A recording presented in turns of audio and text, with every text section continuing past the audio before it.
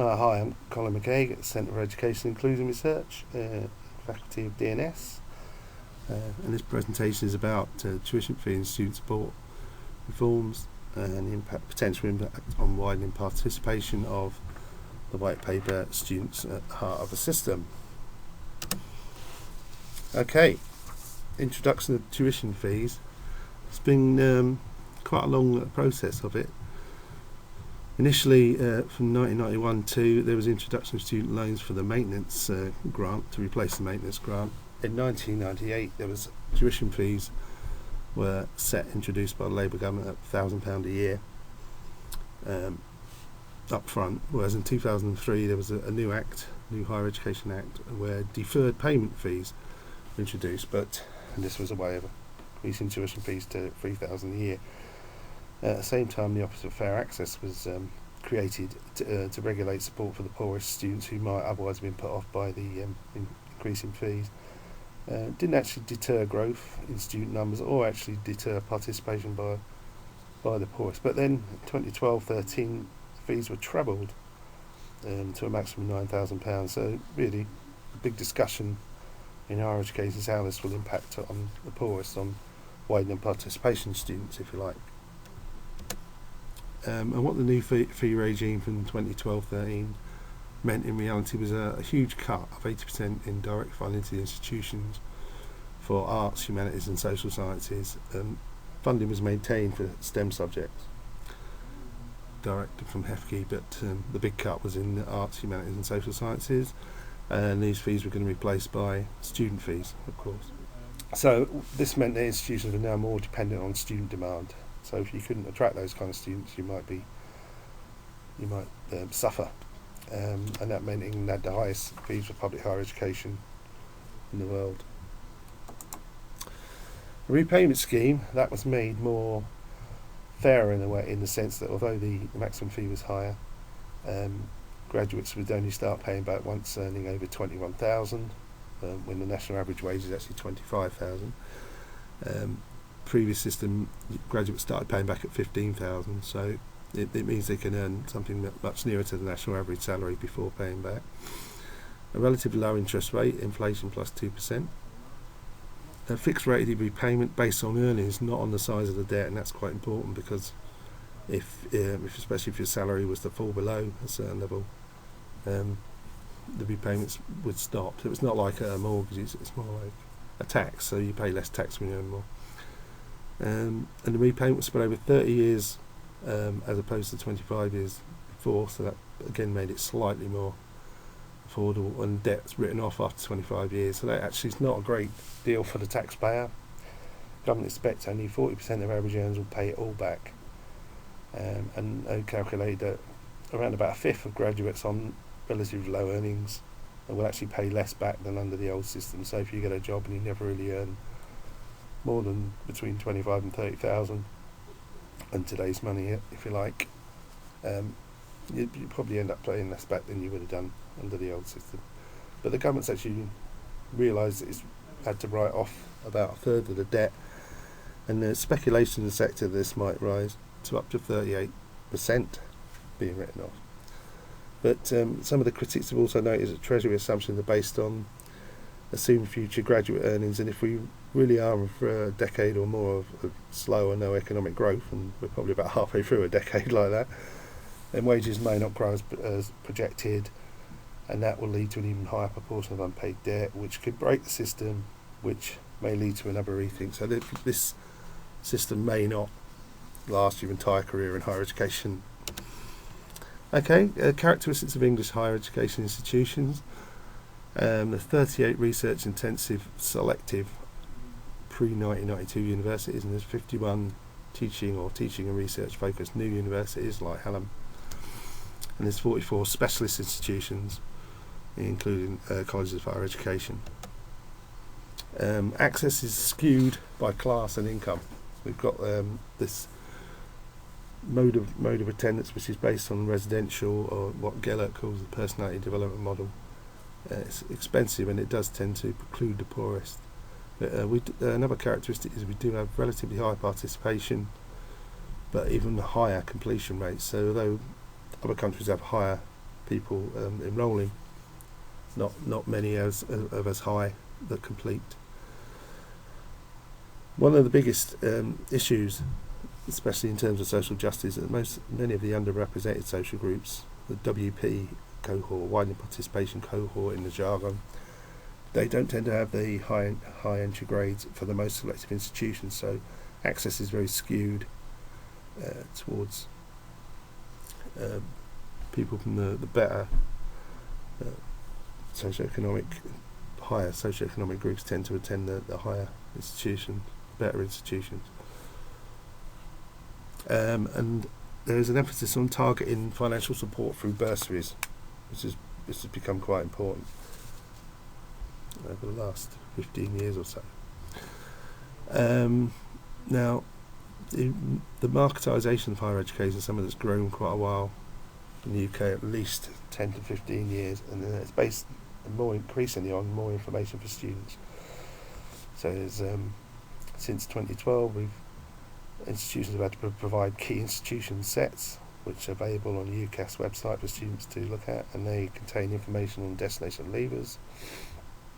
This gives information on retention and employability rates.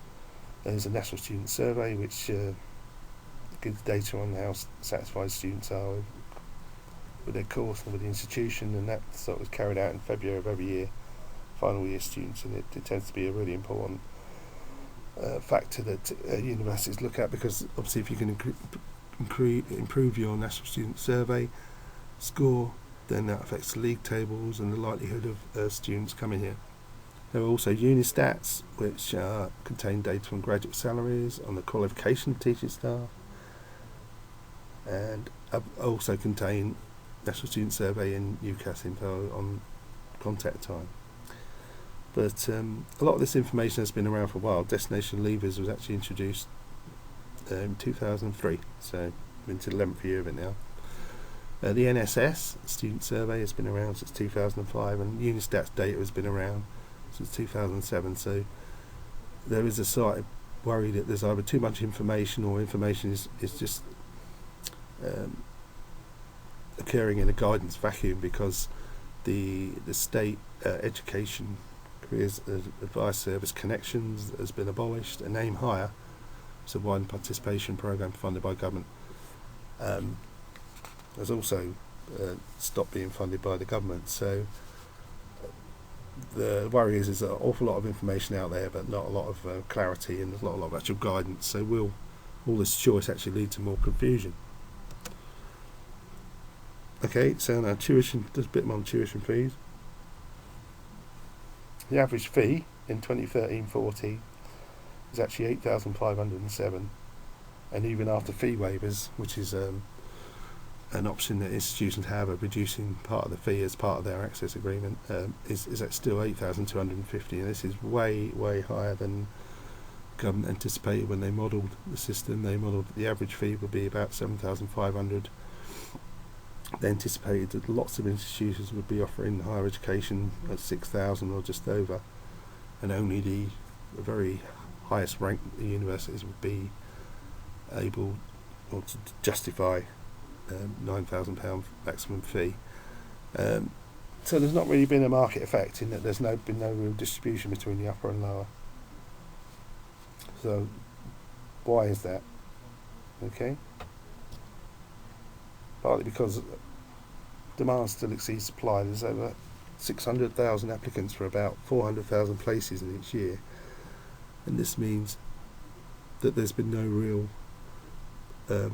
pressure for institutions to reduce prices. In fact, in the first year of operation for this system in 2012-13, Sheffield Hallam actually set fee at $8,500, but noticed that other similar institutions around the country were charging $9,000 and not losing students, because, as I say, student demand was still high.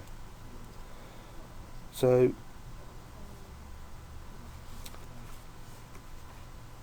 there's been no actual market effect noted by the government. So in December 2013, the government actually abolished the cap it had on places, and there could be from in a couple of years' time, from 2015-16, there may be up to 60,000 additional students per year in the system. So that's going to be very interesting to see what happens there. Presumably, the idea is to make sure that supply of places meets demand, and then there might be a market effect which will lower the average cost of higher education places. Much of this new provision is likely to be taken up by new alternative providers, private providers that are now allowed to bid for places, and they, by offering cheaper courses, because they don't have all the overheads and costs of a university or even a large FE college, may be able to undercut them, and that might have a downward effect on the cost of courses. The private sector mainly only works in two areas: in business studies. There's always that's areas where the private sector has grown, and law. So it could well be that we see an impact on those in those two areas first. So it'd be very interesting to see the result of this experiment. But the idea of capping fees didn't lead to the kind of market effect that the policymakers in Whitehall expected.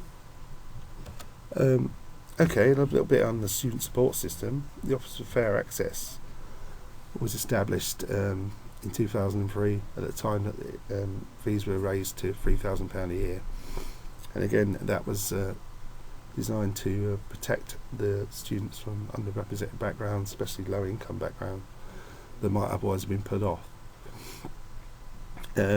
Institutions, if they want to charge up to that, what was the maximum £3,000, they had to complete an access agreement outlining what they would do with some of that additional fee income. So that would be what kind of outreach activities, what sort of groups would they support, how they would do it. Would it be in the form of cash bursaries and scholarships? Would it be fee waivers? Other kinds of discount? Would they target particular groups? They offer Office for Fair Access. They don't actually have an influence on admissions to higher education, but what they can do is set targets, and they set benchmarks for all institutions to encourage applications from these underrepresented groups. And we see more emphasis on that in the more recent access agreements, and much more emphasis on retention. And much more emphasis on employability outcomes, i.e. success. So, in theory, the Office of Fair Access could fine institutions if they fail to retain the right amount of students or fail to meet their benchmarks for success. And how this system has changed since 2012-13. Mandatory bursaries, which the Office of Fair Access insisted on, were actually scrapped, after which the institutions were actually free to target support of who they wanted.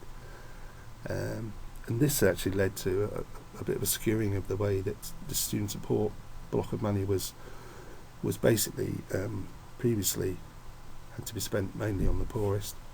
There was much more targeting of it now towards just the high achievers amongst the poorest. And this is really important because institutions like Hallam, around about 41% of students are classed as coming from this poorest group, which is based on family income of less than £25,000 a year. So two-fifths of our students, if you like, at somewhere like Hallam, but only a fifth of those at the most selective pre-92 institutions are in that same poor student category. So that means it's a much more important group for places like Sheffield, Hallam, and the other post-92 universities. So, is that going to impact on widening participation? Well, it certainly means that far fewer students will be supported than under the previous regime up until 2011-12, with a system that's been in place for 5-6 years up till 2012.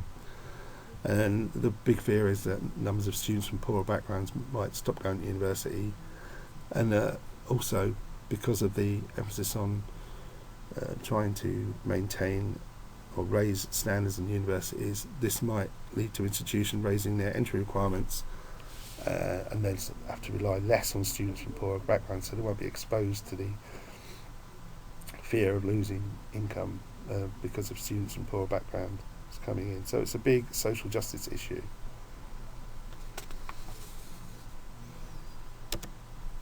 So we've had these market reforms, we've had a fairly long gestation of marketisation policies, but it's really been ramped up since the coalition government came into power in 2010 and the introduction of the new fee regime from 2012-13. So aim higher funding has been stopped.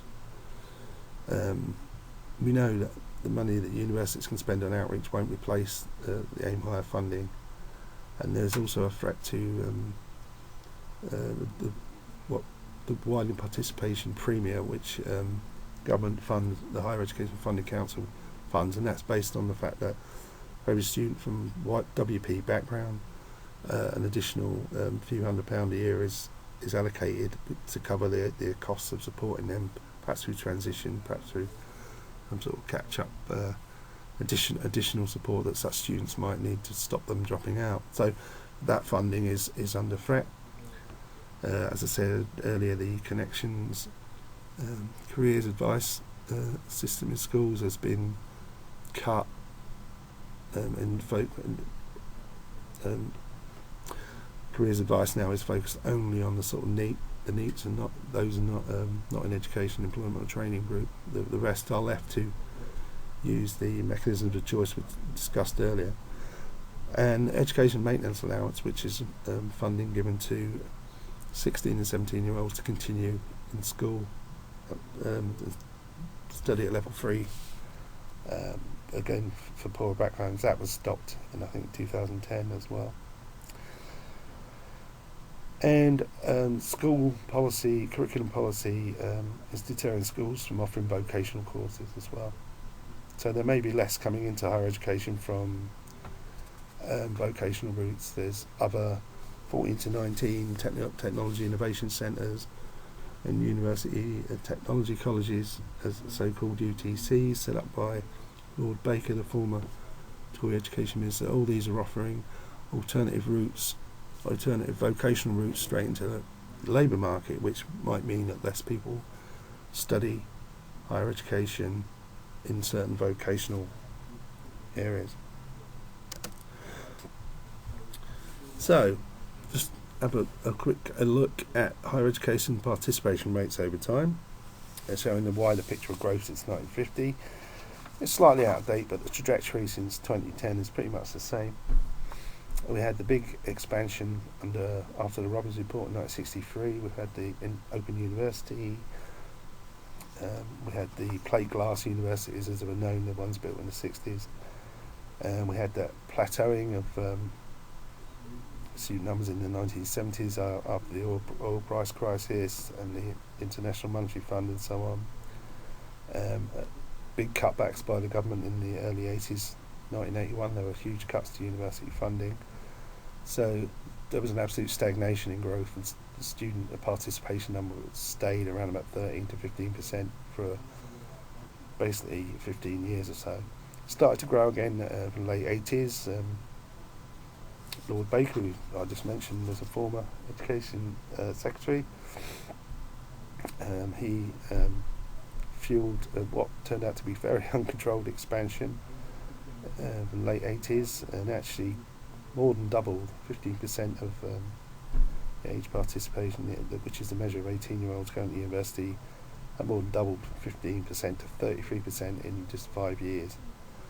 After which, the Higher Education Funding Council in 1992 introduced student number caps. So after that, growth was it wasn't allowed to be unrestricted. There was an allocation of students to each university, and growth has been a bit more manageable since then. In other words, it's managed. It's risen as and when government has decided to raise it. And there's a slight dip. The first slight dip you see on the right hand side of the scale in the late 90s. That's when the tuition fees came in 98, 99. That's when there were £1,000 fees. We saw a slight dip, and then the second dip, which is in the projected section there, 2006-07. Again there was a dip, but again there was a return to growth after a 1 year dip. And pretty much the same thing has happened since the introduction of fees in 2012-13. That's generally seen to be because people who had taken a gap year, which is quite a high proportion of 18-year-olds, and defer a place, actually decide not to take the gap year and defer a place and get in before the fees went up. So you got a slight artificial rise the year before the fee goes up, and then a return to normal in the second year. Okay, so this chart shows how the growth is partly explained by demand from qualified young people since GCSE was introduced in 1986.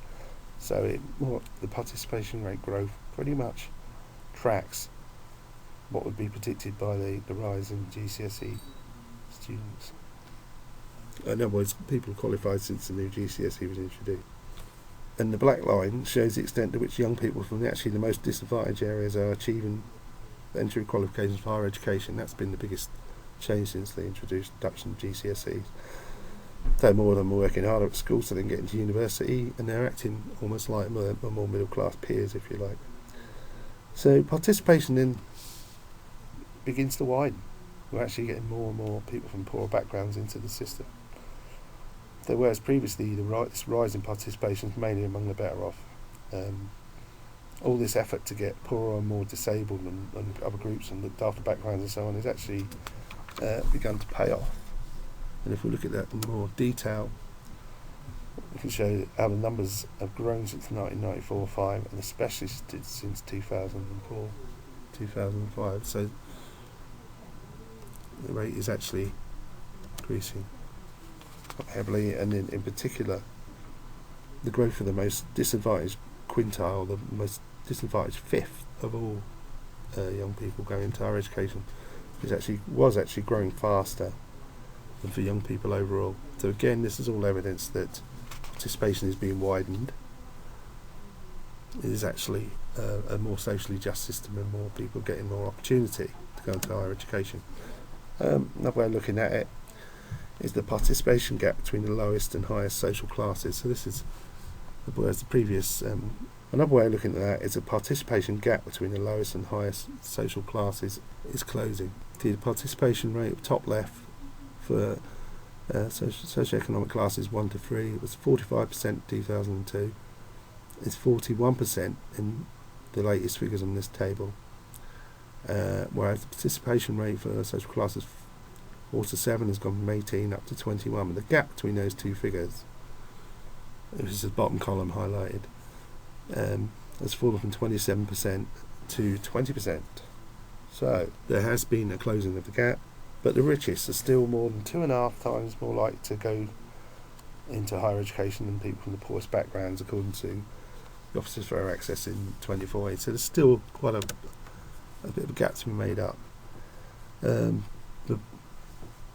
It's slightly less encouraging is this figure here. You can see the red line at the bottom is the proportion of people from the poorest backgrounds going to universities with the highest tariff. In other words, the more selective universities. That has hardly changed at all.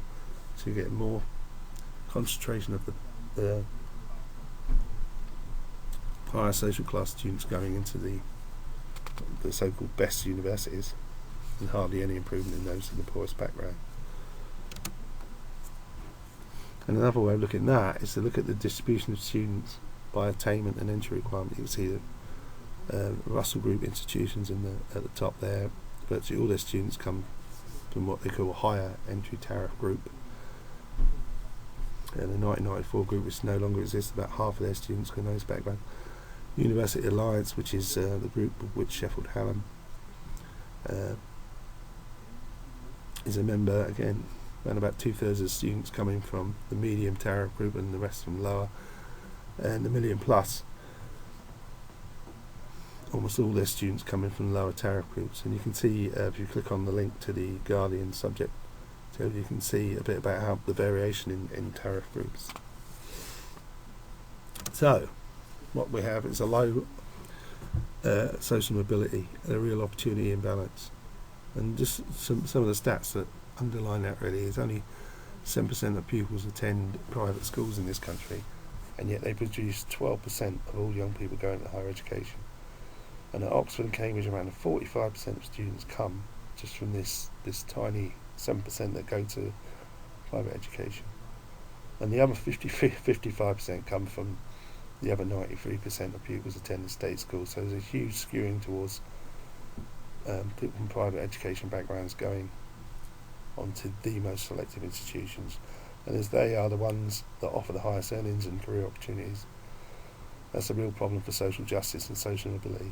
And this tendency is true also for other Russell Group higher tariff universities, although to a lesser extent. And it suggests that there's too many very talented young people not getting an opportunity to study at the best universities and thus having access to the best life chances. And that, to be fair, was the thinking behind the students at the heart of the system, which was an attempt to get even more of the brightest of the poor into those most highly ranked universities.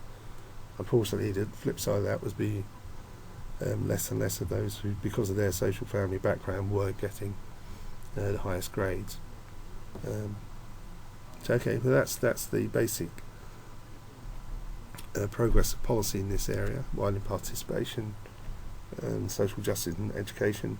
Okay, what can we anticipate in the future? Well, as I say, the numbers cap has been removed, which has been in place in one form or another since 1993, and most recently there was a system which advantaged students only with the very, very highest grades, AAB or ABB and above, in the O-level system, which was trying to skew them towards the best institution. And that was an attempt to create a market based on quality. Well, that hasn't had any effect in the last 2 years, so at the end of 2013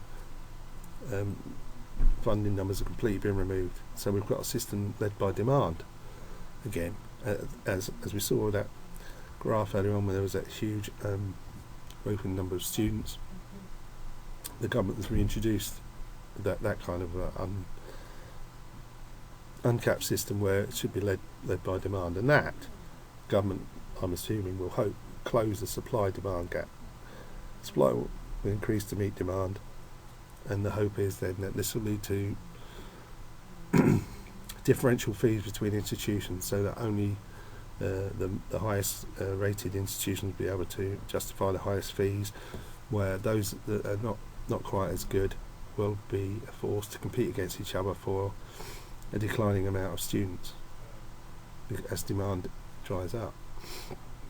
But it might also lead to differentiation within institutions, because one thing that's become clear in some of the recent research is that not every subject taught at even the most prestigious institutions attracts students with AAB and ABB.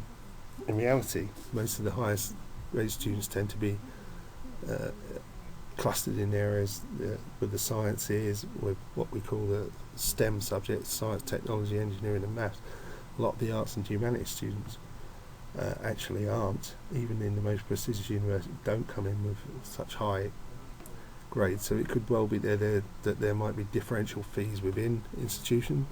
So if you're on a course that has got high demand and does demand those higher entry requirements, that the fees will be higher there than there will be for, say, education or social work degrees, or even a history of art and some of those other, what we might call softer subjects, and things like modern foreign languages, where there isn't a massive amount of high demand for people to study there from highly qualified students.